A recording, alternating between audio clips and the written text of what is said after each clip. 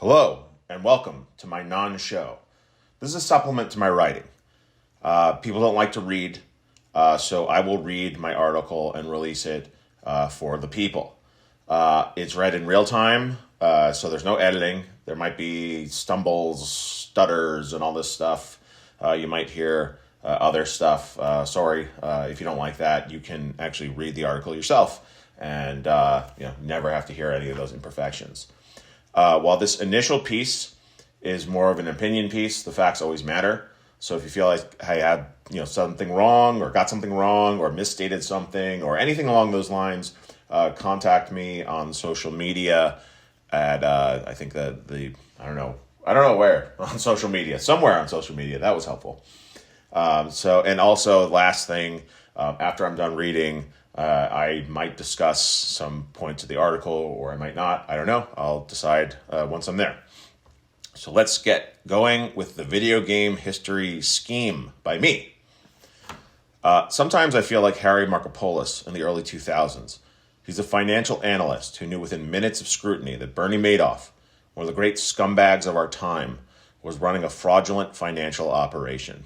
He presented his findings to the often useless governmental authorities, who essentially did nothing, enabling Madoff to commit crimes and destroy lives for nearly another decade. In retrospect, it was obvious that Madoff was a fraud, and you have to wonder how all these very smart, and in some cases very rich and powerful people were fooled for so long. On a much smaller and often less criminal level, I feel the same about the video game history scene. While the American video game market was thriving in 1994, 11 years after the industry had a crash in that territory, few people were concerned about looking back. If anything, gamers were busy looking forward to the first next-generation consoles destined to shake up the medium. That same year, the first serious book chronicling game history, Phoenix, The Fall and Rise of Home Video Games, was self-published by pioneering game historian Leonard Herman. That work influenced my career, and I eventually became good friends with Herman. I gravitated to early video game history work partly because the intentions were so clear and pure. It was to document and celebrate this exciting medium and the visionary pioneers who made something out of nothing. But a lot has changed since then, and the hymen has long been punctured. This whore ain't pure anymore. While independent historians, game personalities, preservationists, and others have made vital contributions, grifters, liars, and fraudsters have polluted the scene for personal gain. These predators exploit others at the expense of everything, especially the historical record. When it comes to the more corporate side of game history, it isn't much better.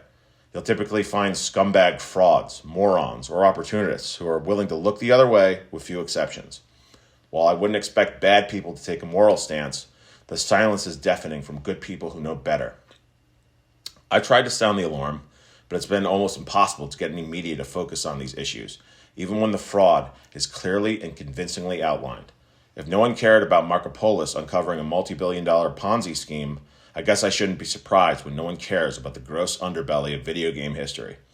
Considering the game enthusiast press has been in disarray due to poor work, ineffective leadership, and a lack of coverage, I suppose it wasn't the optimal vehicle to share my perspective anyway.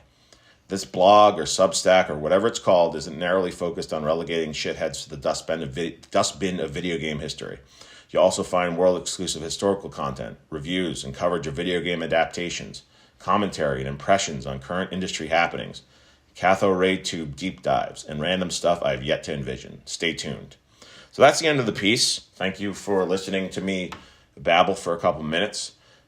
Basically, I wrote it as sort of to set the table on expectations of what you can expect. I have a lot of stuff coming soon. I have a world-exclusive video game article focusing on the Nintendo PlayStation coming next. It will probably be the most important video game history breakthrough in, 10, 15 years at least. And it's really exciting. But I need to get this one down and out. And now that it is, on to the Nintendo PlayStation. See you very soon, or talk to you very soon, or whatever very soon. Thank you for listening. And thank you for supporting my work and supporting real video game history. Thank you. Bye.